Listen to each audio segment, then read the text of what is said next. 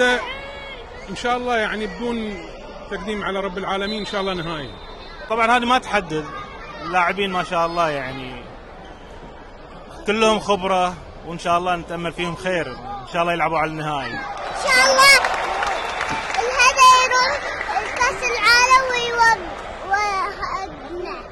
مدار الكواسر والهدى الوردي ان شاء الله اثنينهم يتأهلون النهائي ان شاء الله، ممثلين الوطن. السلام عليكم. اليوم المباراة حماس ومضمونة، ونتمنى التوفيق للجميع، أتمنى ناخذ البطولة ونتأهل لكأس العالم. يحاول المدرب خاصة في المباراة هذه بأنه يهيئ الفريق ويكون مجموعة أساسية عشان ما يوصل لمباراة الزمالك اللي هو جاهز الفريق.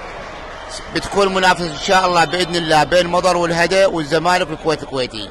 إن شاء الله إلى المستقبل أفضل إن شاء الله، والبطولة لنا إن شاء الله. يعني الهدى ومضر الله يوفقهم إن شاء الله. بالعكس أهم شيء أن نادي سعودي يحقق البطولة، أهم شيء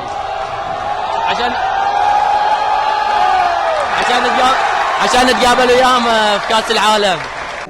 فريق ما شاء الله يعني عندهم استقطابات وقادر يفوز على اي فريق، يعني مو بس في الدوره هذه ان شاء الله. مبروك للهدى، مبروك، وكل واحد يمثل الوطن نشجعه احنا. هذا الهدى مضر، اي واحد يمثل الوطن احنا معاه.